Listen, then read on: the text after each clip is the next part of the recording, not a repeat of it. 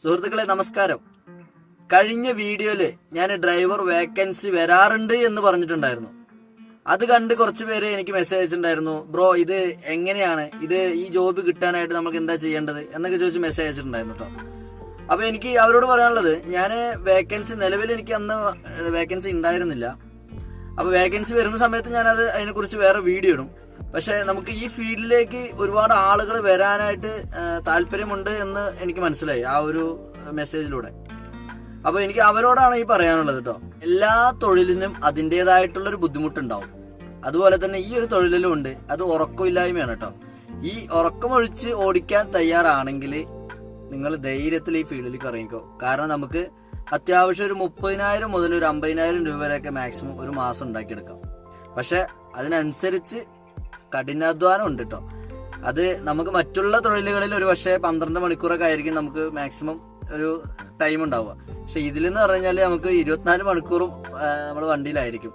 ആഴ്ചയിൽ 1-2 ദിവസമൊക്കെ നമുക്ക് വീട്ടിൽ എത്തിച്ചേരാൻ പറ്റുള്ളൂ. അങ്ങനെ നോക്കുകയാണെന്നുണ്ടെങ്കിൽ മാസം നമുക്ക് മാക്സിമം ഒരു 30 to 50 ഉള്ളിൽ നമുക്ക് ഉണ്ടാക്കിയെടുക്കാം. അത് കറക്റ്റ് എമൗണ്ട് ഞാൻ പറയാത്തത്, ഓരോ വണ്ടികളിലും അല്ലെങ്കിൽ ഓരോ അതിൻ്റെതായ ലോഡിന്റെ വാടകയ്ക്ക് അനുസരിച്ചൊക്കെയാണ് ഇതിന്റെ ശമ്പളം വരിക.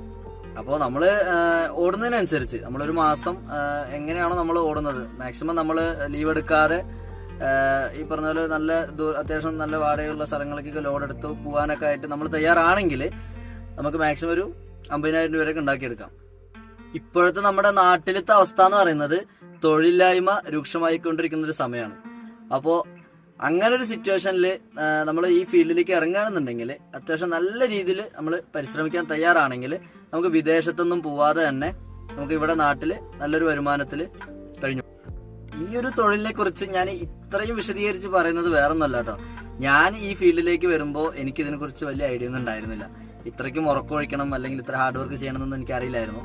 പക്ഷെ നമ്മുടെ സാഹചര്യത്തിന്റെ സമ്മർദ്ദം മൂലം നമുക്കിത് ഈ ഫീൽഡിൽ തന്നെ നിലനിൽക്കേണ്ടി വന്നു. പക്ഷെ ഇനി വരുന്നവര് ഒരു പക്ഷേ നമുക്ക് ഈ ജോലിയോട് പൊരുത്തപ്പെട്ടു പോകാൻ സാധിച്ചു എന്ന് വരില്ല. കാരണം അത്രയ്ക്കും നമുക്ക് ബുദ്ധിമുട്ടാണ്, ഉറക്കമൊഴിച്ച് ഓടിക്കേണ്ട സിറ്റുവേഷനാണ്. പിന്നെ അതുപോലെ തന്നെ രാത്രി ഉറക്കമൊഴിച്ചാലും പകല് ഉറങ്ങാം എന്നുള്ളൊരു ഒരു ചിന്താഗതിയൊക്കെ ആയിരിക്കും. പക്ഷെ അതൊന്നും നടക്കൂല. കാരണം എന്താ വെച്ചാല് പകല് നമുക്ക് ഡെലിവറികൾ ഉണ്ടാവും, ഒരുപാട് സ്ഥലങ്ങളിൽ സാധനങ്ങൾ ഇറക്കി കൊടുക്കാനുണ്ടാവും. പിന്നെ അതുപോലെ തന്നെ പകല് ഈ ചൂട് കാലാവസ്ഥ, അപ്പൊ ഇതിലൊന്നും നമുക്ക് ഉറങ്ങാൻ കഴിയില്ല. അപ്പൊ മാക്സിമം നമുക്ക് ഉറക്കം ഒഴിക്കേണ്ടി വരും. അപ്പോൾ ഈ കാര്യങ്ങളെല്ലാം മനസ്സിലാക്കി തരാൻ വേണ്ടിയിട്ടാണ് ഞാൻ ഈ വീഡിയോ ചെയ്തിട്ടോ. അപ്പൊ ഈ വീഡിയോ കാണുന്ന ആളുകള് പലരും ഈ ഫീൽഡിലുള്ള ആളുകളായിരിക്കും, അല്ലെങ്കിൽ ഇതുപോലെ പുതുതായിട്ട് വരാൻ താല്പര്യമുള്ള ആളുകളെ. അപ്പോൾ നിങ്ങൾക്ക് ഇതിനെക്കുറിച്ച് എന്തെങ്കിലും ഡൗട്ടോ അല്ലെങ്കിൽ ഇതിനെക്കുറിച്ച് എന്തെങ്കിലും നിങ്ങൾക്ക് കൂടുതലായിട്ട് അറിയുന്നതാണെങ്കിൽ നിങ്ങൾ കമന്റ് ചെയ്യുക. പിന്നെ മാക്സിമം നമ്മളെ സപ്പോർട്ട് ചെയ്യുക. Okay, thank you.